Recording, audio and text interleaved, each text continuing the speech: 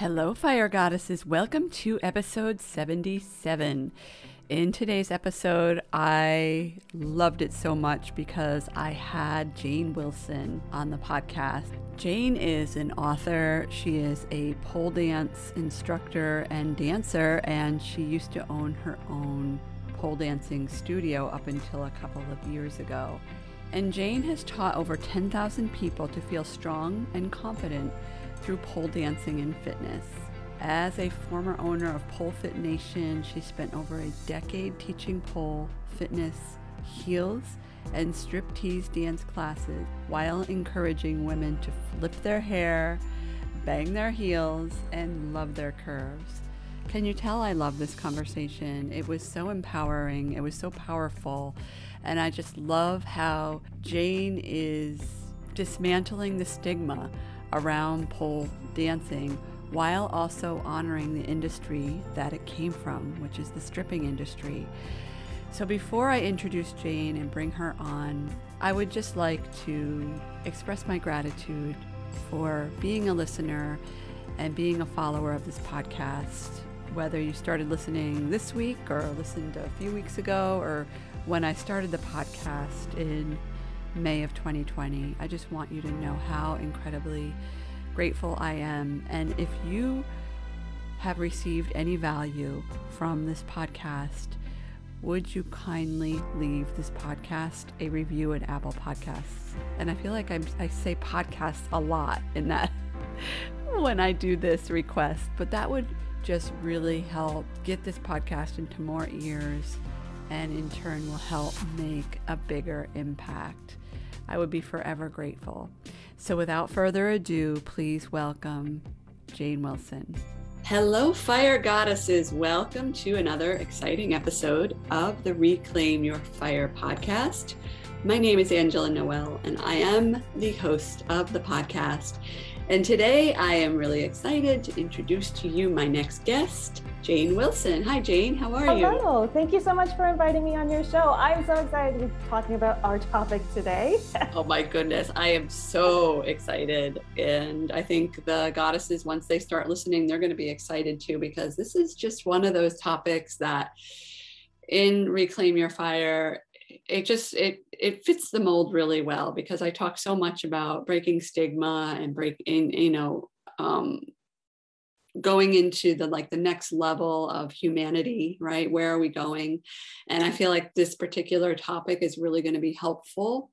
So why don't we just start by you telling the audience who you are and how you help people?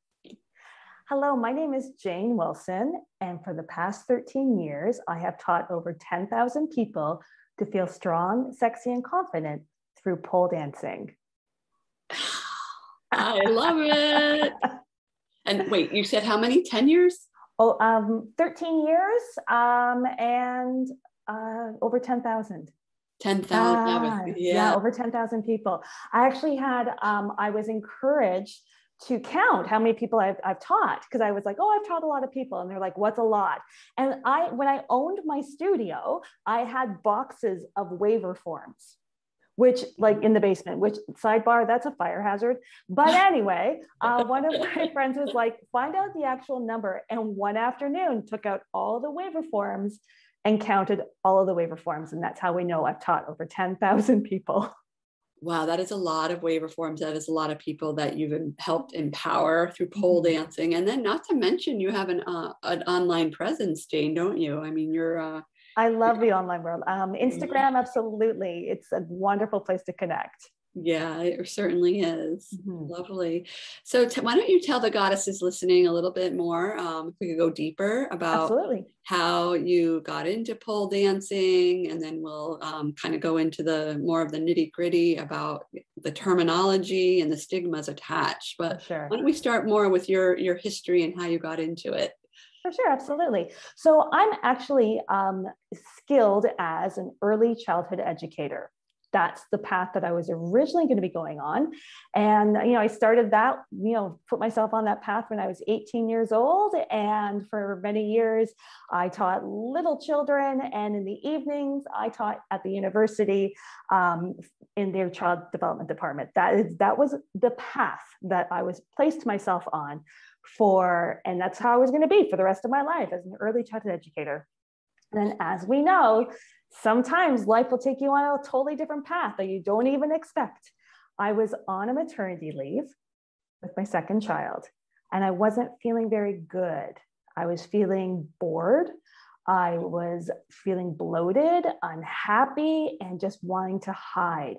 And one day I was telling my friend, as we were in the sandbox with our kids, that I wanted to do something totally not mom-like. And I'm thinking, let's go start a book club. Maybe let's go, do some jazzercise or a Zumba class. And she was like, hey, let's go take a pole dancing lesson. And I will always own this. I own this. And I've always been upfront with how I responded. And I went, oh, no, I don't do that. I'm a good woman. I don't do that. I'm a mother. I don't do that. And thank heavens, my friend totally called me out on that and said, hey, look, I'll pay for the class. You just come out. Just come out and try it and see if you like it or not. And so I went and I took that first class and totally fell in love with the sport. And soon I started taking class after class after class and found curves that I hadn't felt in a long time, biceps that I never had, my hips started to sway, my hair started to toss, and I never went back to being an early childhood educator. I ended up opening up my own studio in 2008, and since then I've taught over 10,000 people. Wow, Jane. How it all happened. I love it. And I'm guessing you're probably very grateful for your friend for calling Absolutely. you out and just pushing through your comfort, helping you push through your comfort level. Well, and it also taught me a lot. It's an interesting path to go on because I was very against it, because we're taught we're given these messages growing up about you be a good girl, don't break any rules. Yes. Be careful on what you wear. So, and we have all of these messages. So we're trained in a way to put that whole industry into the negative side. Yeah. So when you start to want to go play on the pole and have fun, you're fighting a lot of those rules that you've been given as a child. And also we do a lot of shaming of people who do pole. We do a lot of shaming of the stripping industry. So there's a lot of work I had to do to broaden my mind and to let go of the judgment, to put away all those negative thoughts and to embrace this whole industry.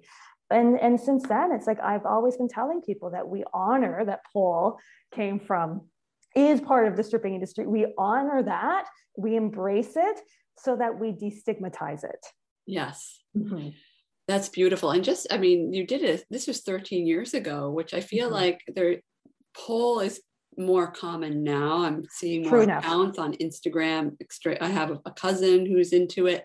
But even 13 years ago, which is not that long ago, but kind of is, like, it was still kind of like... It was underground. It was underground. And I started at the beginning of the emergence of it.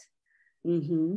So I was like, because it wasn't, very, very well known. And I always say that pole dancing and social media happen hand in hand. If we didn't have social media, we wouldn't have known so much about pole dancing. That has really helped build the industry and help get the message out. And it's also helped us help other women and people understand that it's okay to want to feel sexy in your life. That's okay. Yes, absolutely. And I love how you said that, because that is so, like you were saying, I grew up similarly, like be a good girl and your body, don't show too much of your body. I grew up in the, the 80s primarily, where, myself as well. Baggy, everything. No one really wore crop tops or anything like that. And if you did wear a crop top, you were the S word, right? Exactly. Yeah, you were not looked upon. And I can remember that still very clearly. Like that was just not, girls did it, but they were often the topic, maybe even within the parents. I would say even more with the parents. and the teachers groups, like the adults, like, oh, that girl's wearing, she's showing a little bit too much, don't you think? And Oh, absolutely. Well, let's look at, if we want to dive into being an 80s baby, like let's look at Madonna and the Material Girl and Like a Virgin. Yes. Like scandalous. Yes. She really was I remember like learning more about Madonna. Not only is she an artist, but she's this incredible businesswoman. She really was, and probably still is, gutsy. Just, she did some stuff that was revolutionary in this whole, expressing yourself through your body. Yep. And she released her sex book. Do you remember that? Do you remember when Madonna released her sex book? Do you remember what it was called? Or I think it was called Sex, I think. I kind of remember that, but yeah. Oh my gosh. It was, okay, so Madonna's sex book was in the 90s. So actually now we're into the 90s. Yeah. And now when you look back at it, you're like, this is the book that caused so much drama and scandalous. Like it's so vanilla to how it is now. Like it's so vanilla when looking back.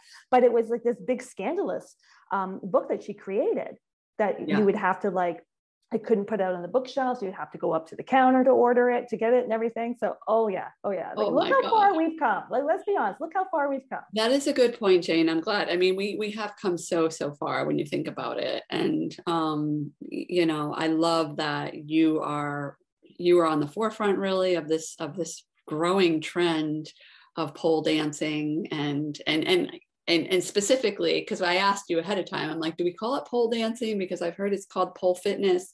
And you said, no, I'd like to address it as pole dancing. I love that you said that. And the reasoning why is it's all about really just destigmatizing this industry, right? Absolutely. It's an industry, right? I mean, I remember I went to high school with this woman. I mean, she's, at the time when this was happening and I heard this was happening, she was probably in her early 20s and she was like a stripper.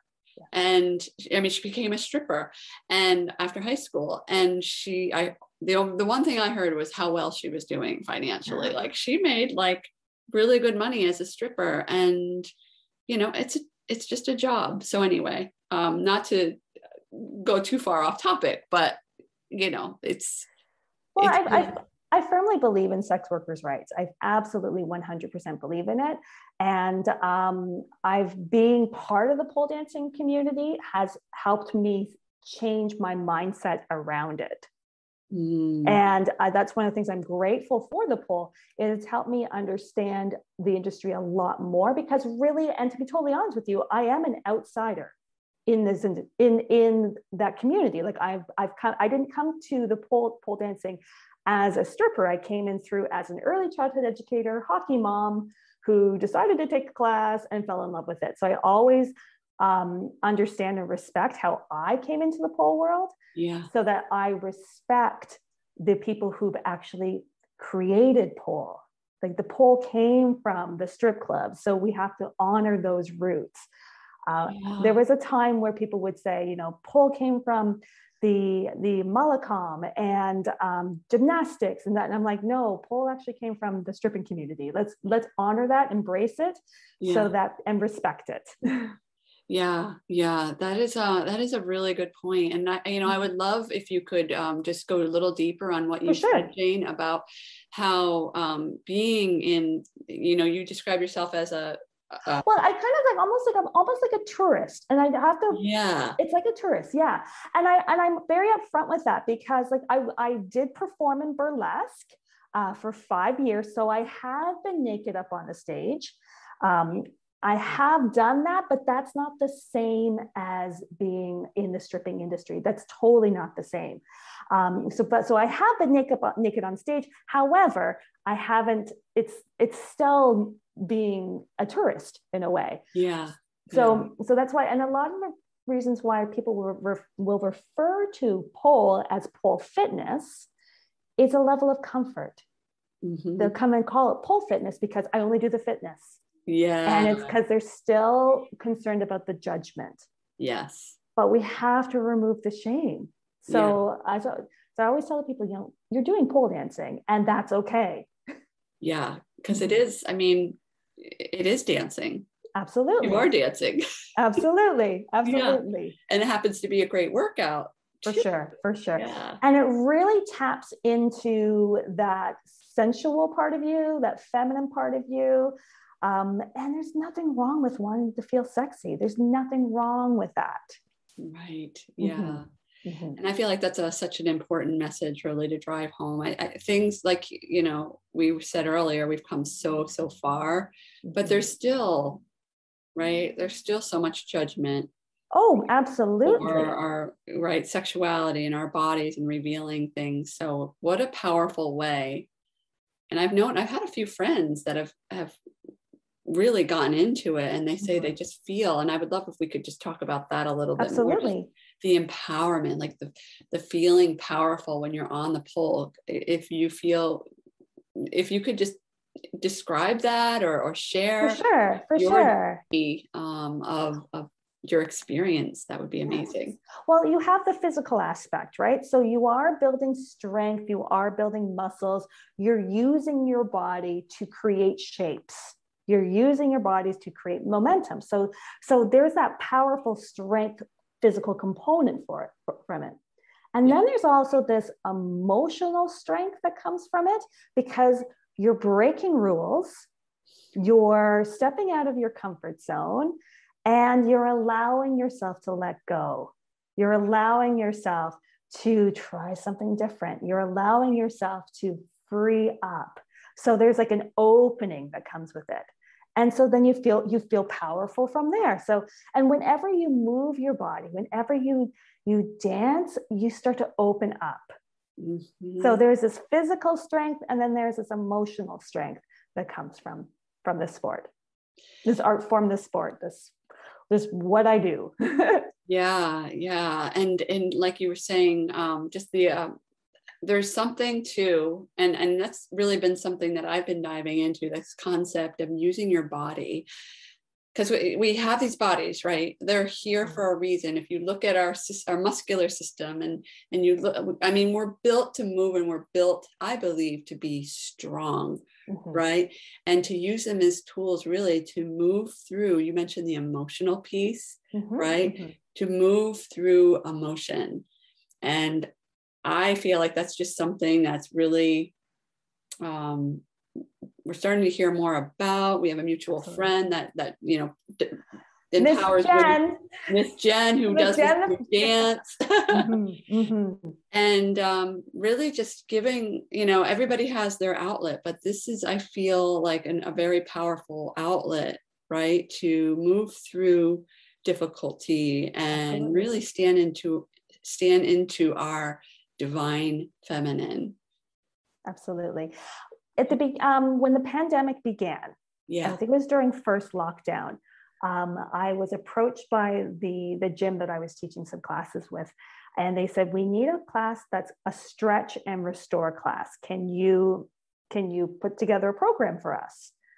And I said to them, I can definitely put together a stretch and restore class for you, but please be aware that I love this. I'm flowy, I'm feminine, I love sensual movement. You know my background. So I'm going to be pulling those elements into this stretch and restore class, this flexibility class. And they're like, okay, go for it. And I think it's almost like because they were desperate, because at the time, nobody was coming back to the gym to teach. Because this is during the beginning of the pandemic, after first lockdown, everybody was all freaked out.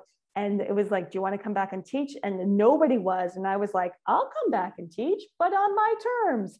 So I created this stretch and restore class that had our hips moving, and we're rolling our shoulders, and we're flipping our hair, and we're loving our legs, and we're loving our curves. And the music is very, the music was chosen to tap into your feminine side. Well, the class started building up, and more people were signing up. And everyone's like, this class is taken off. And I'm like, yes, I know. I knew from the beginning that we need to move. And many times ladies would start crying during the class, because when you're moving your body, you're letting go of all that tension and anxiety that we're holding. Yeah. Yeah. And what a powerful way to just let go, right? I know that there's some people that really like running, and I'm just, for people listening and who say, their outlet is running or their outlet is fitness. I mean, whatever works for you. But what I'm hearing from you, Jane, is this is just like taking it up a level and really being in tune, because I feel like I love working out and fitness, yes, but it's missing that element, I think, of really being in touch with your body. Absolutely. And for women, being in touch with their femininity. We're not, moving our hips on the treadmill, or so. No, our hips are staying in everything. When you look at like, your hips never move, and women's hips start to get very tight. Yes. And it's an interesting thing, because at the beginning of the class, we always start with hip sways and hip circles, and to loosen up our hips. And a lot of the times in the beginning, we start very robotic. Like, we move to the right, to the back, to the left, to the front, and then we smooth it out, and you start to see them smoothing out their moves and flowing and moving from robotic to more flowing with their movement. Which that makes me think of, women who say, or men too, like that they can't, they can't dance, or they don't have the moves. And I'm wondering if that's just a product of being in a society that doesn't value the feminine. Or just getting tapped into rhythm and melody. And that's like the heart. It's like allowing your body to move to music that's very heart-based. Yes. Mm-hmm. Yeah. Oh, so beautiful. So beautiful. I love it. So you used to have a studio. Correct. Where you taught over 10,000 students. Mm-hmm. And then in 2019, I sold the studio. Yeah. I had to make a very difficult decision. The studio was doing great. The studio is doing wonderful. And it was doing very, very well. I, on the other hand, was not doing well. I was exhausted. I was burnt out. I was developing a tiny little back injury. Now, I also competed in pole competitions and performed on stage. So my body had gone through a whole period of major training, like 6 years of hardcore training. And so I really felt it. Mm-hmm. And I was angry. And it wasn't like I was angry for a day. It was going on for months and months and months.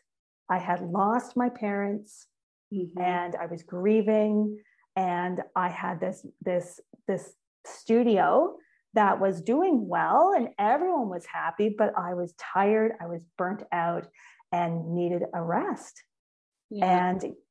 And if you're angry, it doesn't go well with a studio. Yeah. You know, come take a class. You need to be very excited and enthusiastic. And I was more like, will you just come take a class? Like it wasn't working well.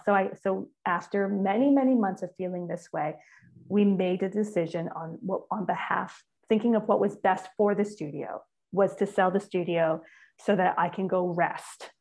Mm-hmm. And, I love that this came up very organically, because what I talk about a lot on Reclaim Your Fire is burnout. Burnout is a kind of the umbrella term for a lot of things that happen to us when we are not in alignment, when we're overworking, when we're maybe saying yes to, there's so many reasons why we reach burnout.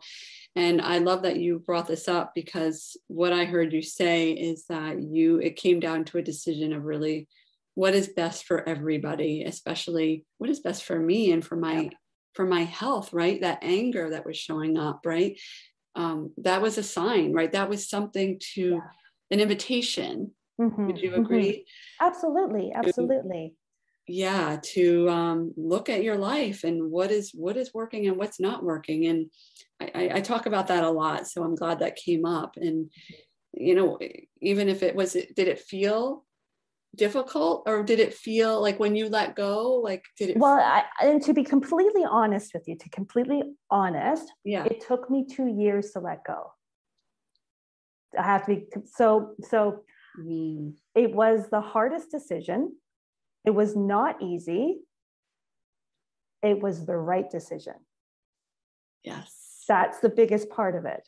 And it took me 2 years to realize that that was the right call to make. Because when I sold it in the summer of 2019. And I was working on the book.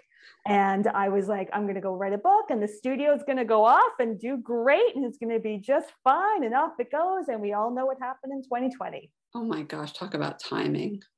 And unfortunately, the studio didn't survive. Did not make it through. Oh. So I was very, and you know what? It's just the way it all went. Yeah. It's just the way it all went. I can't ever look back and go, oh, if you didn't sell, who knows what would happen to the studio? Nope. You're never gonna know. This is what happened. Yeah, this is what happened. And clearly it is the path that you and everybody else involved was supposed to be on, because it's all about learning the lessons. And absolutely. And you, so you went on, you sold your studio, and you wrote a book after you sold the studio? Well, I started writing the book about a year prior to that. Yeah. And I recognized that I've witnessed so many reinventions of people who would start the sport to start to reclaim parts of them. And I have witnessed many transformations. So I started gathering stories. How did you come from shy to putting yourself out there? How did you come from broken to healed? And gathered the stories, and I realized that I had a book.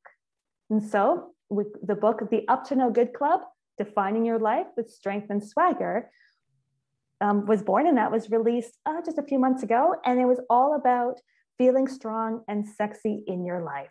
So it talks all about the whole entire the pole world, the pole journey that I've been on, and many other people have been on as well.